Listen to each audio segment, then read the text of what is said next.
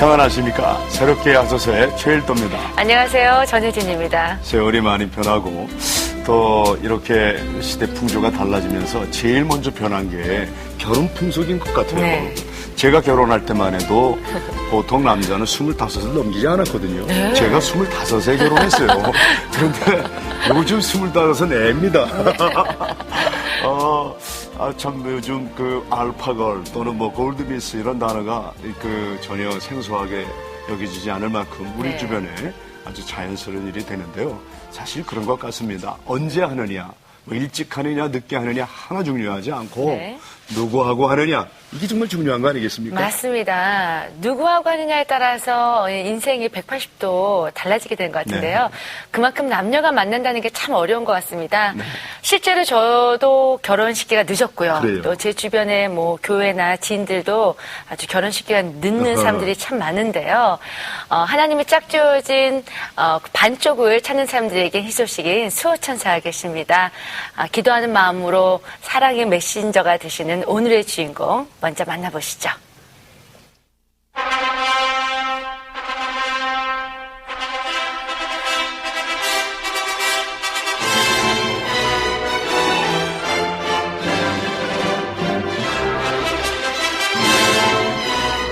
인생에서 가장 중요한 선택, 결혼.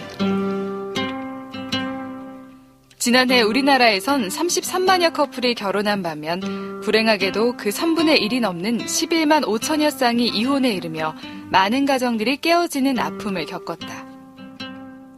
부부 3쌍 중 1쌍이 이혼하는 시대. 결혼하지 않는 처녀 총각이 급증하는 가운데 기도와 권면으로 크리스천 싱글들에게 믿음의 만남을 주선하는 특별한 부부가 있다. 조병찬 장로, 양혜련 권사 부부다. 보험업계에서 손꼽히는 실력자로 부러울 것 없이 살았던 조병찬 장로. 기도의 사람이었던 그에게 하나님은 아담과 하와가 가정을 이루는 모습과 반복되는 사인과 확증을 주시며 결혼하지 못한 크리스천 싱글들을 향한 아픈 마음과 사명을 주셨다. 사명을 깨달은 그는 잘 나가는 보험회사 전문가 자리를 내려놓고 상담과 신학을 전공한 아내와 함께 웨딩 컨설턴트의 길에 들어섰다. 병 들었을 때 한 번 기도하고 전쟁을 나갈 때 2번 기도하고 결혼할 때 3번 기도하라는 그 말씀을 항상 그 정도로 결혼이 쉽게 그 기도가 필요하다는 거예요. 또 신앙만 보고 결혼할 수도 없잖아요. 그 아들에 대해서 예상치 못한 일이라 두려움도 컸다. 괜찮은지 한번 좀 그러나 부부는 오직 성령님의 인도하심을 구하며 크리스천 미혼 남녀들의 성경적인 만남과 결혼을 돕고 있다. 갈수록 늘어나는 교회 안의 미혼 남녀들에게 복된 만남의 기회를 주기 위해 애쓰는 조병찬 장로, 양혜련 권사 부부에게 만남과 결혼의 축복에 대해 들어보자. 네, 크리스찬 처녀 총각의 수호천사라고 네. 할까? 특히 결혼이 늦어지는 크리스찬 싱글들의 사랑의 메신저입니다. 조병찬 장로님, 양혜련 권사님 부부 모셨습니다. 안녕하세요. 감사합니다. 반갑습니다. 이제 뭐 가을하면 결혼 시기잖아요. 예. 요즘 제 주변에도 그렇고요. 결혼을 안 하겠다는 사람도 있고 좀 늦게 하겠다는 사람들이 많더라고요. 예. 그런 사람들 뵐 때 또 생각하시는 게 남다르실 것 같은데 어떠세요? 사실 가슴이 아프죠. 왜냐하면 하나님께서는 그 한 가정을 이루고 그걸 통해서 하나님이 기뻐하시는데 그러지 못하고 결혼하지 못하는 사람들 그리고 나이가 40이 넘어서 결혼 못해서 찾아와서 상담하는 사람을 보면 네. 굉장히 마음이 아프죠. 그러니까 구체적으로 어떤 사연 때문에 예. 이런 하던 일을 뒷전으로 미루고 네. 왜냐하면 이분이 잘 나가던 분이에요. 예. 손해보험 업계에서 30년간 일하면서 네. 총괄보험사 대표까지 지낸 분이에요. 와. 그 자리가 정말 만만치 않은 자리인데 그걸 예. 내려놓으시면서까지 어떤 계기로 이렇게 지금의 일을 하게 되셨는지 궁금합니다. 사실 제가 손해보험업계에서는 전국에서 탑을 하고 판매왕 그리고 전국의 성공 사례를 발표를 많이 했고 예. 어떻게 보면 보험업계에서 성공했지만은 실질적으로 이러한 것을 제가 지금까지 오면서 많은 일을 해왔지만 이제 그것을 내려놓게 된 동기는 저희가 이제 그 굿비풀이라는 NGO 단체가 있습니다. 네. 그 NGO 단체에서 1년에 한 번씩 연초에 기도원에 가서 기도를 하는데 하나님께서 저에게 말씀으로 주셨는데 그 말씀이 창세기 1장 27절에 보면 하나님이 하나님의 형상대로 그들을 만드시고 그들에게 복을 주시며 그다음에 생육하고 번성하며 정복하고 다스리라는 그 말씀을 주셨걸랑요. 이것을 왜 나한테 이러한 말씀을 주시나? 나하고는 전혀 관계없는 일인데 이런 생각이 들었걸랑요. 그래서 저는 그걸 잊고 있었는데 또 기도하면 하나님께서 그런 말씀을 주시면서 또 그거에 관계되어 있는 사람을 계속적으로 이렇게 만나게 하시더라고요. 그래서 이것이 바로 내가 보험을 내려놓고 이 결혼 정보에 관심을 갖고 하기 시작한 동기가 됐습니다. 그 기도원에 가서 그 응답받은 그 내용 말고도요. 네. 생활 속에서 여러 번 이렇게 하나님께서 반복해서 그 마음을 주시는 일들이 있었나요? 예, 있었습니다. 예. 실질적으로 저는 그 기도원에서 그런 응답을 받고 네. 저는 이거하고 전혀 관계없기 때문에 예. 왜냐하면 제가 하는 일이 예. 이 보험 사업으로 앞만 보고 달렸기 때문에 네. 그 하나님이 주신 그 말씀에 대해서는 전혀 관계를 안 하고 신경을 안 쓰고 가는데 그럴 때마다 거기에 관계되어 있는 사람을 계속 만나게 되는 거예요. 그러니까 결혼 어느 분이 와서 사업장에 와서 좀 기도 좀 해달라. 그래서 가보면 또 그 결혼과 관계되는 그런 업을 하는 분이고 또 이렇게 말씀을 보다 보면 또 말씀에서 그거 관계되는 아담과 하와를 통해서 한 가정을 이루는 그런 모습을 계속적으로 보여줘서 이게 왜 이럴까? 나하고는 상관이 없는 일인데 이런 생각을 실질적으로 했죠. 그런 가운데 제가 그 아는 목사님한테 목사님 내가 자꾸만 이러한 부분이 나에게 부딪히고 말씀으로 주는데 중복적으로. 예, 그래서 이게 도대체 어떤 뜻입니까? 이렇게 얘기했더니 저에게 하는 얘기가 하나님의 뜻입니다. 하나님께서 장로님을 통하여 그런 일을 하시고자 하는 것 같습니다. 이렇게 얘기해서 그래서 이것이 바로 하나님 뜻이구나. 그래서 이제 그 일에 대해서 관심을 갖게 됐죠. 그렇지만 실질적으로 이제 이게 과연 나한테 정말 맞는 일일까 의문을 갖기 마련이잖아요. 예. 근데 그 의문이 풀리는 그런 일들이 또 있으셨나요? 예, 있었습니다. 예. 왜냐하면 제가 이 부분에 대해서 이제 관심을 갖게 된 것이 하나님께서 그런 말씀으로도 줬고 여러 가지 부딪혔지만 제가 실질적으로 본 것은 교회 안에서 전에는 보지 못했던 예. 그 젊은 사람들의 형제 자매들의 그런 모습을 그냥 스쳐갔는데 네. 그 이후로부터 유심히 그 교회 안을 들여다보니까 결혼하지 않은 그 젊은 형제 자매들이 너무 많은 거예요. 많죠. 예, 너무 많은 거예요. 그래서 이것이 하나님이 나에게 이 부분을 아름다운 가정을 만들어주는 그 일을 시켰구나 이런 생각을 하면서 제 자신을 되돌아보니까 제가 실질적으로 하나님께서 준비된 자를 사용하신다고 얘기했는데 제가 결론적으로 느낀 건 뭐냐면 나를 준비시켰구나라고 결론을 내린 게 뭐냐면 제가 시로빈 선교연합회라는 우리 목사님의 선교 사역을 하는데 한 21년을 제가 거기서 봉사를 했습니다. 그래서 전 세계를 다니면서 많은 것을 봤는데 어느 곳에 가더라도 못 사는 나라, 잘 사는 나라 가도 거기에는 가정이 이루어져 있더라고요. 그런 것을 실제로 보면서 제가 교회에서 많은 사람들에게 저에 대해서 알려주게 됐고요. 그다음에 두 번째로는 제가 미국에 아이들을 보내놓고 왔다 갔다 하면서 제가 이제 골프를 좋아합니다. 그래서 그곳에서 티칭 프로라는 라이센스를 따가지고 그 라이센스를 통해서 저희 교회에서 조병찬 장로 그러면 골프 제일 잘 치는 사람. 그리고 또 우리 교회에서 실질적으로 이제 어떤 대회 같은 걸 진행할 때 제가 사회를 보고 또 장애인 골프대, 그다음에 적십자 골프대 이런 것을 제가 진행을 많이 하면서 수많은 사람들과 관계를 가졌던 거죠. 그러니까 그런 사람들을 통해서 하나님이 저에게 많은 사람에게 알리게 하고 이런 것을 준비시켜서 그 자녀들을 통해서 가정을 이루는 그 일을 주신 것 같다. 이런 것을 제가 준비된 자라고 이렇게 생각을 합니다. 미리 예비 훈련 시키셨다 예, 그 그렇습니다. 말씀이시죠? 자, 이렇게 웨딩 컨설팅을 하겠다라고 하셔서 마음에 확신을 가지고 들어오라고 부르셨잖아요. 그때 선뜻 그런 마음이 있었어요? 저는 그때 아이들이 아직 대학교를 다니고 있고 졸업을 하려면 한 3년 정도 좀 딸이 이제 내년에 대학을 네. 졸업하는데 아, 아직도 미국에 있나요? 네. 그래서 계속 대학을 졸업을 하면 정리를 하고 또 남편이 여기서 계속 계시니까 들어오려고 이제 정리를 할 계획이었는데 조금 이제 앞서서 남편이 계속 그렇게 말씀을 하시니까 기도를 하면서 이건 하나님 뜻이구나. 그래서 인도하심에 따라서 해야 되겠다 해서 저도 조금 더 공부를 더 해야 되는데 아이들도 공부 더 마치고 그리고 이제 어느 정도 되면 정리를 할 계획이었는데 조금 정리를 일찍 하고 그리고 들어왔습니다. 우리 미혼 총각 처녀들이 오늘 굉장히 관심을 가지고 볼 텐데 말이죠. 길을 쫓고 세우고요. 네. 이 형제 자매들이 배우자의 가장 뭘 먼저 봐야 된다고 생각하십니까? 지금 추세로 보면요. 네. 그 젊은 사람들이 보는 게 제일 먼저 필이라는 얘기하는데 외모를 보는 편입니다. 보통. 외모요? 예, 외모를 필이 중시하고. 꽂혀야 된다? 예. 만나서 첫째 필이 와야 결혼할 수 있다 이렇게 얘기를 하거든요. 근데 저는 그런 자매들한테 이런 얘기를 해줍니다. 결혼의 조건은 그런 것이 아니라 네. 가장 중요시 봐야 될 부분이 저는 성품이다. 성품. 타고난 성품은 네. 어느 누구도 바꿀 수가 없다. 네. 저는 이런 얘기를 해줍니다. 그래서 성품이 좋으면 결혼 생활을 하면서 평생을 갈 수가 있다. 그러나 이 성품이 잘못된 사람하고 만나면 평생 고생을 한다.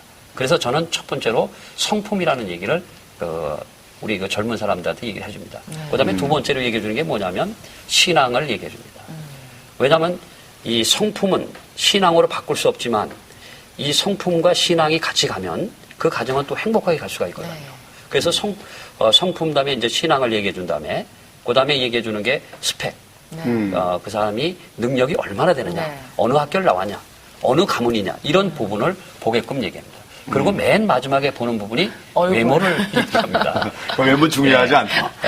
그래서 어떤 분들은요, 제가 그 젊은 사람들한테 네. 그 외모를 따지는데 이런 얘기를 합니다. 지금은 이제 부부가 결혼하면 다 직장 생활을 합니다. 근데 직장 생활을 하면서 문제가 되는 게 어떤 거냐면, 이 가정이 살다 보면, 젊은 사람들이 살다 보면 가정에 위기가 오지 않습니까? 그런 위기가 왔을 때에 이 인물을 선택한 사람들은 남편이고 여자고 직장 생활하다 보면 유혹에 넘어가는 경우가 많습니다. 그래서 이혼을 확률하는 사람, 이혼이 되는 경우가 너무나 많습니다. 그래서 외모를 본 사람들은 살다가 이혼하는 확률이 굉장히 높고, 성품과 신앙을 본 사람들은 평생을 가는 것으로 봤습니다. 우리 하나님처럼 외모보다는 중심을 봐야 되는 거죠. 그렇죠. 예. 저도 성품 보고 배우자 정했습니다. 다행입니다. 예. 자, 우리 장로님은 특별히 결혼을 앞둔 청년들에게 예. 이 강의를 많이 하신다고 들었는데 네. 주로 어떤 강의 내용으로? 저는 지금 이 결혼의 중요성. 네. 결혼이라는 것은 한 남자와 한 여자가 결혼하지 않습니까? 네. 그래서 이런 부분에 대해서 저는 아까 얘기한 대로 결혼을 했을 때의 중요한 부분을 그분들에게 얘기를 합니다. 젊은 사람들에게. 제가 지난번에 우리 드림팀이라는 젊은 청년들 40대가 모이는 모임이 있습니다. 네. 그 모임에 가서도 이제 결혼에 대해서 얘기를 하면서 바로 결혼이라는 것은 너희들이 화려한 결혼을 생각하지 마라. 이 화려한 결혼 생활이라는 게 뭐냐면 젊은 사람들이 보는 게 주로 뭐를 보냐면 외제차에, 아파트에, 그리고 해외를 다니고 막 이런 상상을 하게 되거든요. 이런 화려한 결혼 생활을 꿈꾸다 보니까 결혼을 못 하는 거거든요. 그래서 그런 부분을 얘기를 하면서 저는 이런 얘기를 합니다. 진정으로 화려한 결혼이라는 것은 결혼해서 살면서 남편이 쓰레기 하나 갖다 버려줄 수 있는 사람이라면 맞아요. 이것이 진정한 화려한 결혼 생활이 아니냐. 저는 맞아요. 이런 얘기를 젊은 아이들한테 얘기를 해줍니다. 그래서 결정할 때 너무 화려하게 보지 말고 그래서 외모나 스펙이나 이런 걸 보는 것이 아니라 중심을 봐라. 그래서 이제 그런 얘기를 강의를 많이 해주는 편이죠. 그런데요, 두 분 이 시점에서 어떻게 만나셨는지 목사님 궁금하시죠? 중매로 만나셨나요? 예. 아니면 두 분 연애를 하셨나요? 중매입니다. 그래요? 예, 중매로 만나는데요. 예. 사실 제가 사업에 실패를 한 상태에서 결혼할 수 있는 여건이 사실 못 됐습니다. 근데 그 당시에 나이가 제가 아까 목사님 25에 얘기를 하셨는데 네. 저는 그 당시에 나이가 33살이었습니다. 그러니까 친구들이 전부 결혼하고 어떻게 보면 외톨이로 남아있는. 그래서 제가 거울을 볼 때, 야, 나도 결혼할 수 있을까? 이런 어떤 그런 마음을 갖고 있었습니다. 그러나 환경적으로는 도저히 결혼할 수가 없는 상태죠. 제가 서울 새방에 여동생하고 함께 살고 있었기 때문에 결혼이라는 것은 굉장히 어려웠습니다. 그때 제가 이제 이 보험회사에 있을 때 거기에 간부로 있던 사람이 가든 호텔에서 커피 한잔 하자 이런 얘기를 하더라고요. 네. 그래서 내가 서울역에 사무실이 있었거든요. 서울역에서 차를 마시지 왜 가든 호텔까지 오래냐? 네. 그랬더니 그냥 와라 차 한잔 마시자 그래서 제가 나가봤더니 저희 아내하고 저희 장인어른 이 나와 있던 거예요. 와. 그래서 이제 우연히 그게 이제 중매가 된 거죠. 그렇군요. 예, 그렇게 해서 만나게 됐어요. 권사님께서요. 네. 노총각, 그 당시로는 노총각이, 지금은 예. 노총각이 아니지만 노총각 굳이 하셨네. 아니, 서로 권사님은 그때 몇 살 때, 30살 때 어떻게 나가게 되신 거예요? 그 자리에. 저는 이제 29에 예수님을 영접했는데요. 예. 그래요. 제가 20대에는 좀 주님을 모르고 부모님이 우상 숭배하시는 가정이었기 때문에 주님을 몰랐어요, 전혀 교회를. 그래서 늘 이제 그런 분위기에서 자랐는데 제가 이제 29살 될 때 정말 예수님이 강권적으로 저를 부르셨어요. 그래서 그때 주님을 이제 마음으로 영접하고 교회를 나가야겠다 하는 그런 무렵인데 제가 그러니까 86년 1월 초에 정말 제 여의도 순복을 제가 이제 나가게 됐어요. 그래서 그때 이제 예수님을 정말 제 구주로 영접을 하고 그때부터 신앙생활을 열심히 했는데 교회를 이제 나가서 말씀을 듣다 보니까 그 부모님 영혼 구원이 이렇게 중요하더라고요. 네. 그래서 부모님을 이제 위해서 기도를 하면서 자연스럽게 제 이제 결혼이 근데 제가 20대 선도 많이 봤어요. 근데 인연이 이렇게 안 닿더라고요. 그리고 결혼이 남다르게 어려움이 있었어요. 친구들도 보면 주위에 다 결혼을 이렇게 쉽사리 하는데 쉽게 하는데 저는 결혼을 이렇게 그쪽에서 좋으면 또 제가 싫고 제가 또 좋으면 그쪽에서 응답이 없고 그래서 뭔가 참 많은 그 좀 결혼에 대해서 좀 어려움이 있었는데 예수님 영접하고 교회 나가서 기도를 하는데 부모님이 이제 너가 그럼 교회를 이렇게 열심히 다니니까 너가 결혼하는 걸 보면 교회를 다니시겠대요. 그래서 제가 이게 바로 하나님의 응답이시구나 생각하고 기도를 이제 많이 하면서 작정 기도를 했어요. 그다음에 이제 어느 날 제가 한 10개월쯤 작정 기도가 끝났을 때 친정 아버님께서 그때는 교회를 좀 등한시하신 관심이 없으신 분이었어요. 근데 선을 한번 보라 그러시더라고요. 그래서 근데 그 전 철야 때 제가 이제 작정 기도가 끝나갈 무렵에 금요 철야인데 철야 예배 때 목사님께서 강대상에서 오늘 그 결혼을 기도를 한 자매가 오늘 결혼의 문이 열릴지 하다 그러시는데 제가 이제 아멘. 저는 이미 벌써 하나님께서 말씀을 많이 주셨고 레마로 말씀을 많이 주셔서 하나님께서 정말 응답을 주셨구나 그러고 이제 기다리고 있었는데 아버님께서 정말 놀랍도록 그렇게 선을 보라고 하셔서 나가게 됐어요. 근데 나갔는데 그리고 이제 만나게 된 거죠. 네. 근데 저는 이제 정말 하나님 주신 배필이라고 생각을 나갔는데 이분은 그때 이제 결혼 정식으로 중매로 나가는 게 아닌 줄 아셨던 거예요. 네. 그냥 차를 마시러 나오셨다가 이제 저는 결혼을 계속 기도를 그런데 처음 만난 순간 이분이 내 반쪽이다라고 생각을 하셨어요? 어떠셨어요? 그래서 제가 이제 기도를 해왔고 저는 이미 응답을 받고 나갔기 때문에 어떠한 것도 저는 아무것도 안 보이고 오직 믿음이 있는 분이면은 근데 아버님께서 불신자분 한 분하고 기독교인인데 그 보험회사 임원분한테 그러셨대요. 우리 딸은 예수쟁이니까 믿는 분하고 만나야 될 것 같다. 그래서 만나고 보니까 인상도 선하고 이렇게 얘기를 해보니까 성품이 너무 좋아요. 근데 역시 앉아 성품을 보셨구만. 네, 저는 그때는 이제 다 하나님께 내려놓고 기도를 했었기 때문에 그리고 이렇게 보니까 이렇게 제 앞으로 이렇게 앉는데 하나님 성령님께서 이 사람이라는 그 느낌을 딱 주시는 거예요. 그래서 저는 이미 응답 받은데 그대로구나 그러고 감사하고 이제 대화도 나눠보고 장로님은? 네. 장로님은 어떠셨어요? 사실 제가 커피를 마시러 나간 거지 사실 중매에 나간 건 아니거든요. 모르고 얼떨결에 예, 나가. 얼떨결에 나갔죠. 예, 나가서 보니까 우리 지금은 이제 아내가 됐지만 우리 그때는 미스 양이었습니다. 미스 양이 있는 거예요. 그래서 나는 전혀 예상치 않았다가 갑작스러운 상황을 보고 깜짝 놀랐죠. 네. 그런데 이제 그 자리에서 자연스럽게 이제 중매 선언 이루어졌고 그러고 나서 보니까 참 얌전하고 네. 또 제가 이런 얘기를 했습니다. 제가 장남이고 결혼하면 부모를 모셔야 되고 형제가 있고 어떻게 보면 제가 결혼할 수 있는 여건이 아니기 때문에 네. 이런 얘기 저런 얘기를 막 했어요. 그런데도 불구하고 그게 당연히 그렇게 해야 되지 않습니까? 이렇게 얘기하는 모습을 보면서 야 내가 결혼을 한다면 저런 여자는 참 괜찮겠구나 이런 생각을 갖게 됐죠. 그런데 이렇게 그 만남을 통해서 결혼을 통해서 그 권사님 가정에 하나님 영접하는 계기가 있었다고 들었어요. 어떤 일이 있었나요? 제가 이제 예수님 영접하고 부모님에서 기도를 하는데 예. 어머니는 이제 너무 미신을 집안이 다 우상 숭배하는 집이었기 때문에 전혀 교회하고는 거리가 멀었어요. 근데 제가 이제 기도를 하면서 어머니께 늘 어머니도 이제 결혼에 대해서 늘 간절하셨죠. 딸이 뜻대로 결혼 안 하니까.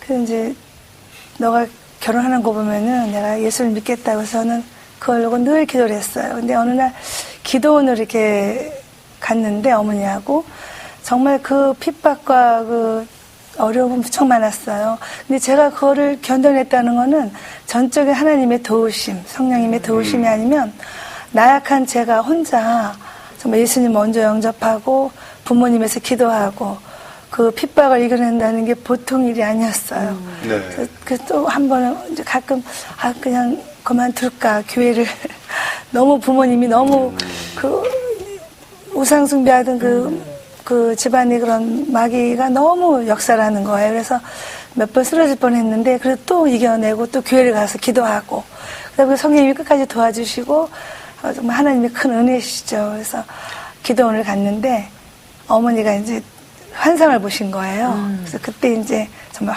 확신을 하시고 근데 사실은 믿으신 제가 이제 우리 집사람 그 가정을 봤을 때는 네. 완전히 그 우상.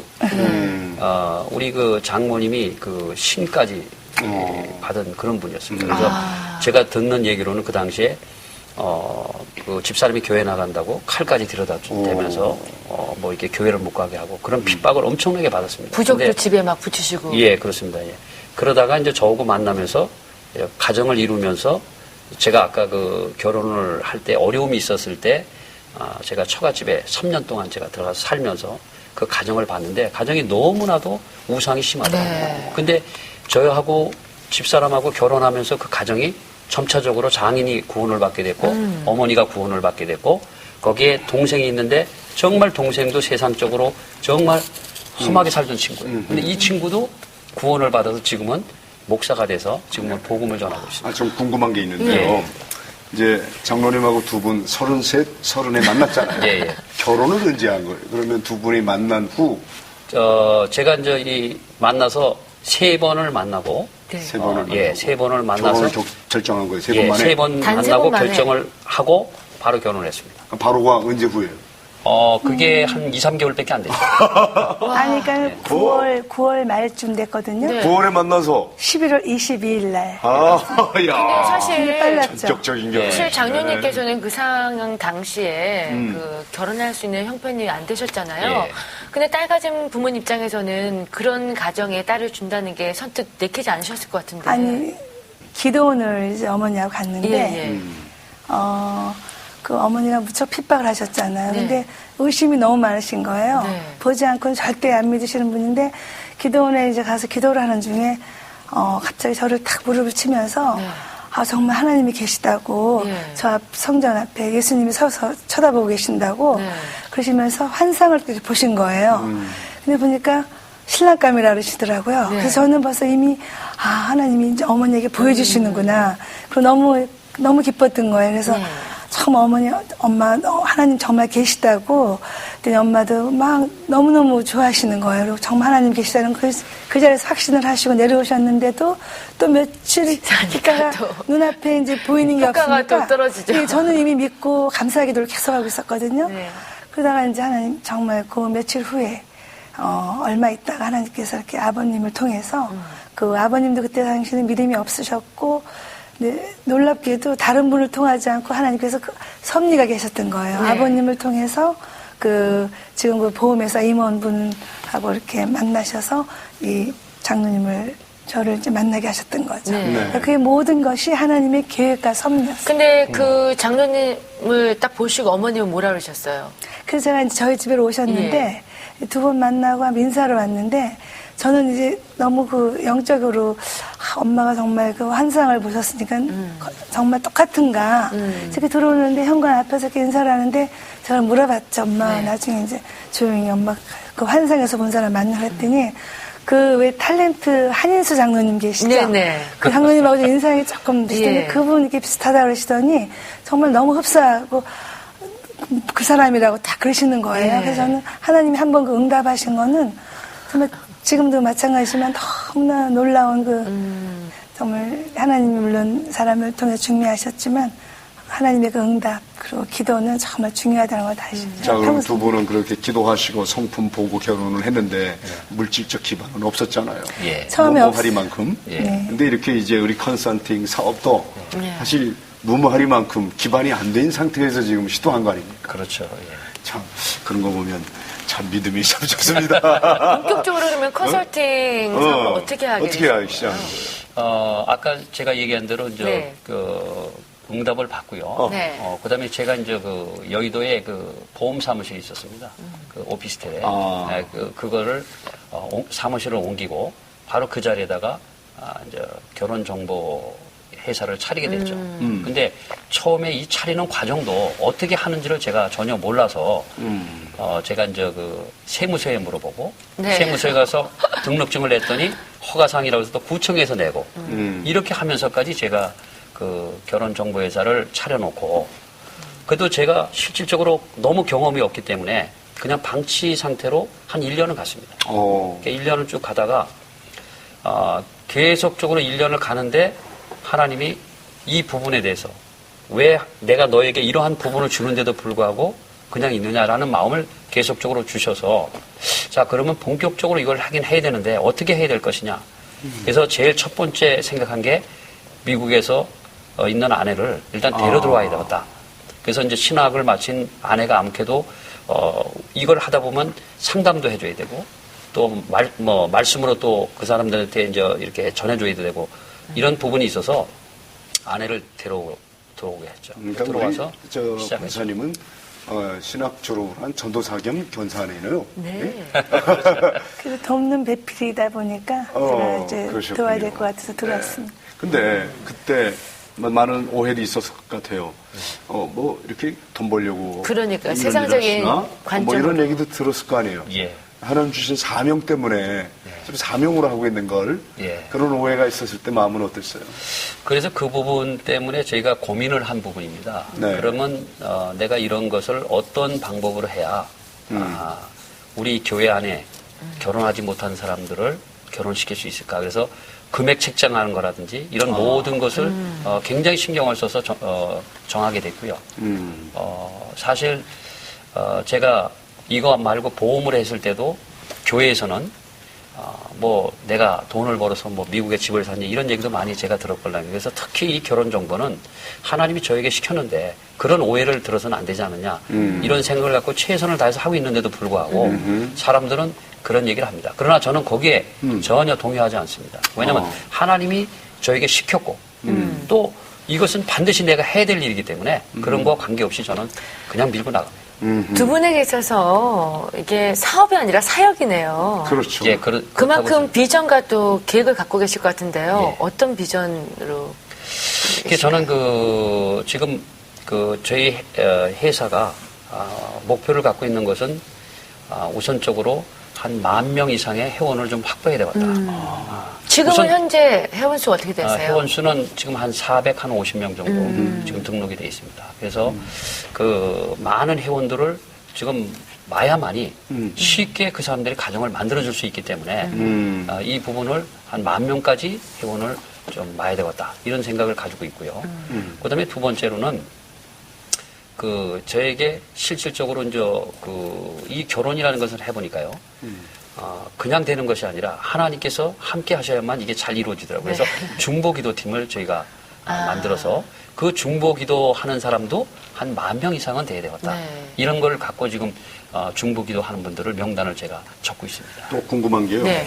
그럼 미혼 남녀만이 아니라 예를 들어 한번 결혼했다가 실패했다고 네. 인생 실패자가 돼서는 안 되잖아요. 그렇죠. 그래서 그 이혼해서 혼자 싱글도 회원이 될 수 있는 돌아온 건가요? 싱글분들. 당연하죠. 네. 돌싱이라. 둘씩. 네. 그러면 지금 그 회원들 450명 중에 몇 퍼센트의 크리스찬과 또 타종교가 있으신가 어떤가요? 지금 현재 90%가 우리 교인이고요. 예. 10%는 비교인이 있습니다. 근데 예. 그 비교인은 저희들이 받는 데는 하나의 어떤 그 사람들한테 10%를 받는 대신에 조건을 교회를 다닌다는 조건이 있을 때만 저희들이 회원으로 등록. 자동 전도도 되겠는데요? 그렇죠. 예. 예. 짝이 지어지면. 그렇군요. 오시는 분들한테 예. 또 믿음이 없는 분들을 또 복음을 먼저 전해요. 권사님들이 신청하러 많이들 오실 것 같아요. 당사자들보다는. 많이. 예, 어머님들이. 어떠세요?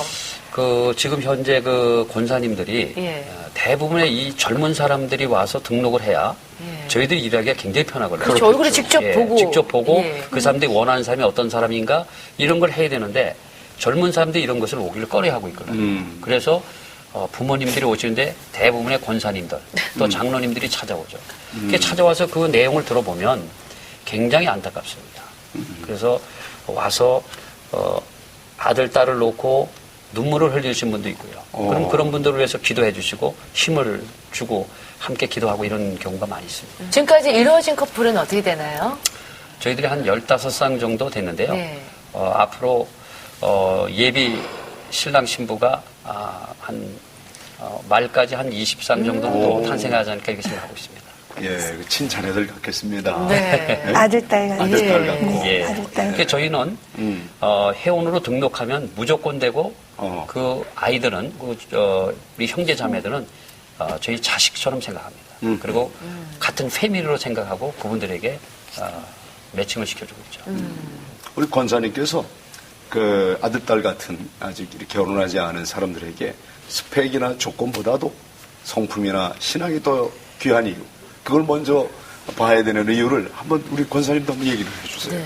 성품이 더 네. 중요한 거요.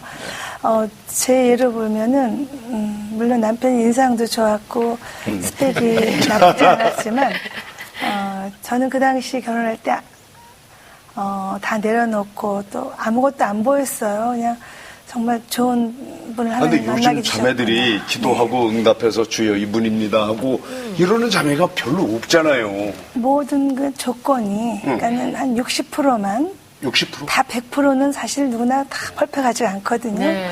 한 60% 정도만 뭐 성품, 물론 성품 신앙이 중요하지만 외모도 외적인 것도 뭐 학력이라든지 또 경제적인 거 또 그런 걸 볼 때 한 60% 정도가 맞으면 참 잘 맞거든요. 서로가 노력을 하고 서로 내려놓고 겸손하게 하면. 근데 본인이 꼭 더 바라는 게 많아요. 그걸 예. 못 내려놓는 거죠. 잘 예, 내려놓지 못해요. 내려놓지. 예. 그래서 항상 우리가 기도를 좀 많이 더 하고 내려놓고 그러다 보면 잘 진행돼요. 예. 내려놓게 하는 작업을 하시는군요. 네, 기도하면서 저희들이 내려놓으면 이제 마음이 평안하라. 그 생각을 바꿔주는 거죠. 바꿔주는 거. 그 젊은 사람들이 생각하고 있는 그런 부분을 네. 저희들이 바꿔주는 것이 굉장히 중요합니다. 그래서 이 결혼 정보라는 우리 같이 이 일을 하는 사람들은 그 사람들의 생각을 바꿔주지 않으면 절대 결혼이 이루어지지 않아요. 그 역할이 굉장히 중요하다고. 보통 필 하는데 저희는 그러거든요. 속된 말로 필이 밥 먹여줘. 필 같은 소리 하네. 막 그러거든요. 사실 그게 중요한 게 아니잖아요. 그렇죠.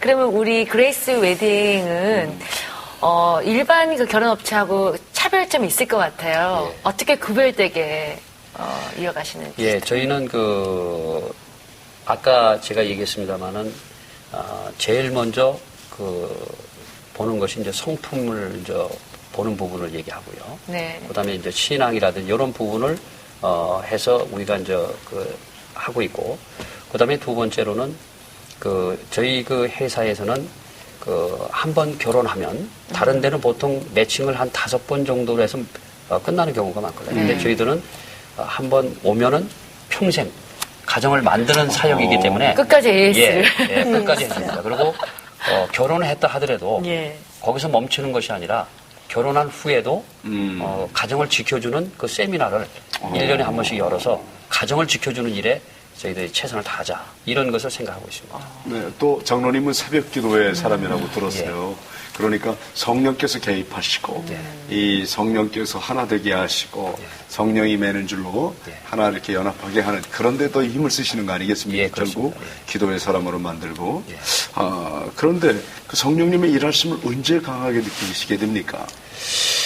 저 같은 경우는 우리 형제 자매들이 이제 이 결혼을 시켜주기 위해서는 이게 일단 들어오면 뭔가 이분들을 매칭을 시켜서 가정을 만들어줘야 되지 않습니까? 근데 사람의 생각으로 하다 보면 결국 실패하거든요. 그래서 이것을 새벽마다 나가서 하나님 앞에 기도를 합니다. 실패 확률을 낮추기 위해서. 예, 그렇습니다. 예. 예. 그래서 기도를 하면 하나님께서 갑자기 이하고 맞춰봐 이런 생각이 올 때가 있어요. 네. 그래서 그걸 맞추면 의외로 성공하는 경우가 너무나 많습니다. 그래서 저는 사람의 힘으로 할 것이 아니라 하나님 앞에 맡기고 기도하면 하나님께서 연결해 주고요.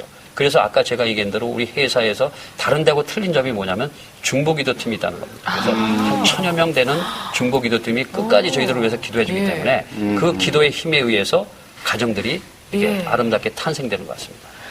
기억에 남는 커플들이 참 많으실 것 같아요. 특별히 예를 들자면 어떤 커플들이 있을까요?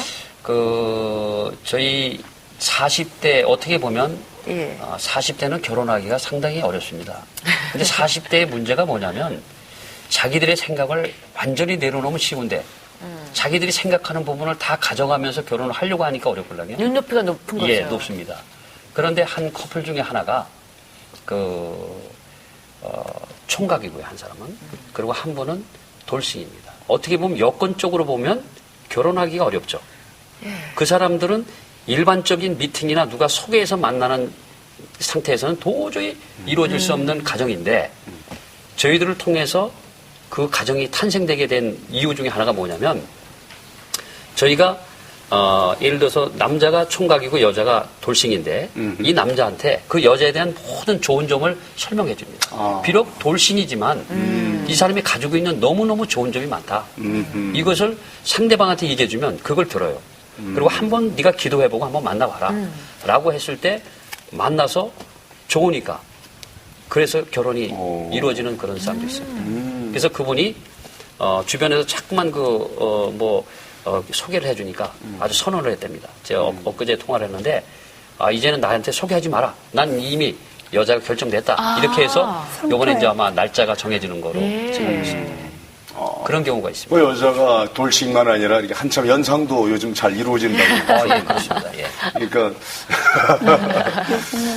선후배가 좀 없어요. 한두 살까지는. 네, 그러니까 친구처럼. 네. 네. 많이 진행하고 있어요. 사실 우리 한국 교회가 이 대목 좀 깊이 유념하고 교회 목회자들이 사실 나서야 되는 부분이거든요. 예. 이 농어촌 교회 가 보면 그 실태는 더 정말 예. 암담하고요. 예.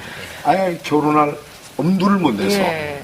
아예 포기하는 그런 사람들도 있고 또 이제 이렇게 너무 결혼 연령이 늦어져서 부모가 애를 태우는 모습을 우리 목회자들이 좀 이 오늘 말씀을 좀 듣고 예. 이거 내가 이러면 안 되겠구나 할 정도로 좀 적극적으로 장로님 나서서. 한 말씀 해주세요. 예, 오늘 예. 마침 나오신 김에. 저는 그 교회 네. 또 목사님들한테 바라는 게 있습니다. 네.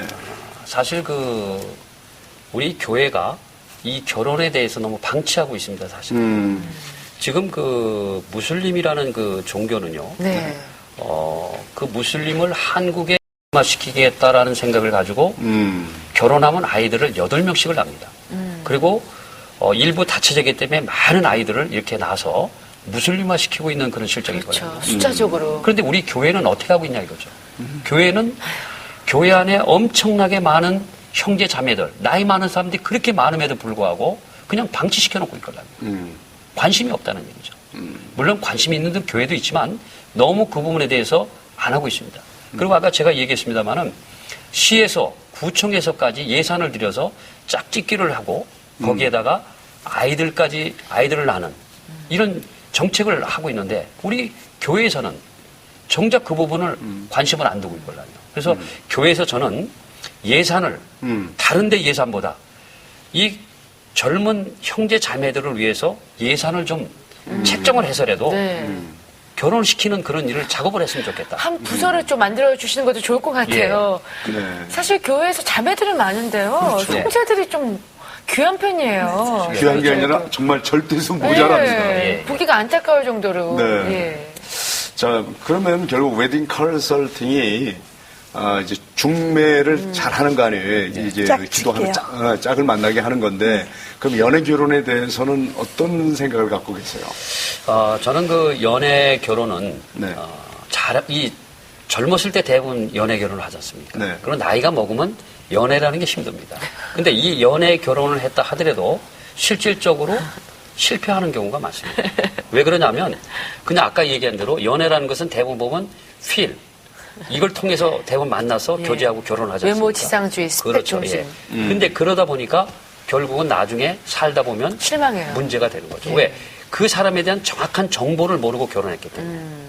이 결혼이라는 것은 결혼하기 전에 정확한 정보와 그리고 그 사람에서 정확하게 더 알고 하면 결혼의 실패율이 적은데 연애에 의해서 하게 되면 그런 걸 보지 않기 때문에 결혼에 실패하는 경우가 두 많아요. 눈 멀어서 결혼을 결정하고 예. 살다가 이제 두 눈 뜨니까 예. 그들의 단점만 보는 게 좀 문제가 된다 이 그렇죠. 말입니까? 예, 그렇습니다. 정매는 맞아요. 처음부터 두 눈 뜨고 보고 네. 사실 저는 근데 연애를 했거든요. 그래서 그 연애 결혼을 많이 추천하는 편인데 오늘 장로님 말씀을 듣고 보니까 상당히 일리 있다 싶어요. 제 주변에도요, 중매했는데, 중매 결혼하는데, 어떻게 마음이 간이 했더니, 오히려 연애하는 기분으로 산다 그러더라고요. 예. 이게 결혼정보 회사들이 돈을 목적으로 하다 보면 이게 문제가 생깁니다. 그래서 억지로 짝을 맞추게 되고 결혼하게 되고 왜냐하면 스펙을 보게 되고 집안을 보게 되고 이런 부분 때문에 실패가 되는 거지 정말 정확한 이 한 가정을 탄생시키기 위한 정확한 정보에 의해서 움직이면 외래 그 가정이 더 이혼이 안 생기고 더 행복하게 살지 않느냐. 그럼 저 이 대목에서 궁금해지는데 이 장로님 댁 자제들 네. 어떻게 연애 결혼 시킬 겁니까? 중매 시킬 겁니까? 우리 아이들은 본인들 뜻에 맞게 되겠지만 우리 아이들은 뭘 선호하세요? 예, 우리 아이들은 절대 자기들끼리 한다고 하지만 네. 저희는 반드시 제가 중매를 통해서 그렇죠. 이 450명에는 그렇게 고급 예. 정보들이 있으신데. 아직은 나이가 조금 네. 더 있어야 되는데 계속 네. 많은 아들딸이 거기다가 1000여 명의 그 중부 기도팀 있겠다. 얼마나 든든해요. 그래도 일하시면서 어려움이 있을 것 같은데 예. 어려운 점이 있다면 요번에 이런 일이 있었는데 64세 먹은 사람이 대학원을 나왔다 이거예요. 근데 이 대학원을 나왔다고 그래서 꼭 대학원하고 매칭을 시켜달라고 그래서 제가 참 좋은 사람인데 한번 만나봐라 해서 만났습니다. 근데 이분 얘기가 뭐냐면 내가 싫은데 우리가 본인이 오케이 해서 만났거든요. 근데 본인이 싫은데 왜 고등학교밖에 안 된 애를 나를 만나게 해줬냐. 쉽게 얘기하면 나이가 64살씩 먹은 분이 그런 얘기할 때는 정말 저희가 답답합니다. 한편에 좀 화도 예, 나시겠어요. 화도 나죠. 힘들죠. 예. 그래서 그럴 때는 굉장히 저희들이 힘듭니다. 그렇군요. 참 학벌 위주가 아닌데 그래서 정말 인생의 반려자를 맞이하는 건데 너무나 힘든 일도 많으시겠지만 그래도 또 흐뭇한 보람된 일도 있으실 것 같아요. 예. 어떤 일이 또 있을까요? 요번에 저희가 아직 결정은 안 됐습니다. 네. 두 사람이 이제 얼마 있으면 날짜를 잡을 사람인데 네. 한 분은 돌싱이고요. 또 한 분은 정말 우리나라에서 내노라고 하면 정말 1등 신부감. 정말 아까운 분이죠. 근데 그런 분하고 요번에 저희가 이렇게 그 내용을 아까 성품이라든지 이런 부분을 얘기해서 만나게 돼서 그 사람들이 아름다운 가정이 탄생돼 가는 모습을 보면서 정말 굉장히 보람을 느끼게 됐습니다. 권사님, 집에 가훈으로 정한 말씀이 있다고 들었는데 네. 무슨 말씀입니까? 데살로니가전서 15장 말씀과 항상 기뻐하라, 쉬지 말고 기도하라, 범사에 감사하라 하신 말씀하고요. 네. 그 시편에 또 127편. 예, 127편에 하나님을 보면 좋아하시는 여호와께서 집을 세우지 아니하시면 세우는 자의 수고가 같고 여호와께서 성을 지키지 아니하시면 네. 하수근의 경삼이 허사로다는 그 말씀을 저희들이 굉장히 중요하게 생각하고 있죠. 앞으로의 또 기도 제목과 계획도 있으시면 함께 나눠주세요. 예. 기도 제목은 저희 이 결혼 정보가 네. 어떻게든지 해서 정말 결혼하지 못하는 사람들을 위해서 우리가 열심히 일을 해야 되는데 그런 부분에 대해서 주변 사람들이 많이 기도해 주시면 그 교회에 있는 사람들이 아름답게 형제 자매들이 결혼이 되지 않겠나 해서 저희들은 저희 회사를 위해서 기도를 많이 해주셨으면 고맙겠습니다. 네. 자, 이제 마지막으로 던지는 질문입니다. 두 분은 이제 그야말로 웨딩 컨설팅 전문가인데 두 분에게 결혼이란 무엇이냐 이렇게 정의를 내리라면 네. 짧게 한마디로 결혼이란 뭡니까? 결혼이라는 것은 두 사람이 하나가 되는 거 아니겠습니까? 둘이 하나님. 예. 네. 예. 그래서 둘이 아니라 하나. 이런 생각을 가지고 살면 배려도 해줄 수가 있고 또 존경도 할 수가 있고 그렇지 않나. 그래서 이 결혼이라는 것은 둘이 하나가 되는 것이 나는 결혼이다 이렇게 생각을 하고 있습니다. 네. 섬겨주는 거예요. 섬겨주는 서로 거. 섬겨주는 예. 거. 네, 한쪽이 맞아요. 서로 섬긴다. 좀 내려놓을 필요가 있어요. 그죠? 좀 네. 서로에 대해 배려해주고. 네. 정말 많은 분들에게 도움이 됐을 것 같은데요. 네. 오늘 귀한 시간 내주셔서 감사하고요. 네. 저희도 함께 기도하겠습니다. 네. 감사합니다. 오늘 함께 해주셔서 감사합니다. 고맙습니다. 러시아 속담에요. 전쟁터에 나가기 전에는 한 번 기도하고 또 바다에 나가기 전에는 두 번 기도하고 결혼하기 전에는 세 번 기도라는 말이 있다고 했습니다. 그만큼 결혼이 참 중요하고 어려운 일인데요. 결혼은요, 그 시기가 중요한 게 아니라 누구와 하느냐가 중요하잖아요. 근데 여러분께서도 오늘 이렇게 말씀 나누시면서 누구를 정하실 때 그 기준이 어디에 있었는지 다시 한번 생각해 보셨으면 좋겠다는 생각을 해봅니다. 네, 너무 세상 통용구조대로 이렇게 함께 휩쓸려 가다 보면 네. 실망 또 절망이 찾아옵니다. 허무하죠. 네. 그런데 늘 하나님 앞에 무릎으로 나아가 기도하고 세상적 잣대를 내려놓기만 하면 반드시 하나님이 미리 아시고 네. 아신바된 그를 또 정하셔서 배필로 만나게 해주시리라 확신합니다. 네. 그래서 아직 혼기가 다 됐는데 결혼하지 않는 자녀들을 두신 우리 성도님들 너무 염려하지 마시고요. 네. 그래서 우리 하나님께 무릎으로 나아가 기도하십시다. 새롭게 하소서. 여기서 이만 줄이겠습니다. 저희는 다음 이 시간에 다시 찾아뵙겠습니다. 시청자 여러분, 안녕히 계세요. 프로그램에 참여하신 분들께는 진공 동결건조 전문회사 샬롬산업에서 신선초 생식과 3분 즉석 현미죽을, 마누카 내추럴에서 화장품 세트를, 행복의 샘에서 뽕집 세트를, 제이손 진공 젓가락에서 제이손 수저 세트를, 명가 김에서 김 선물 세트를 드립니다.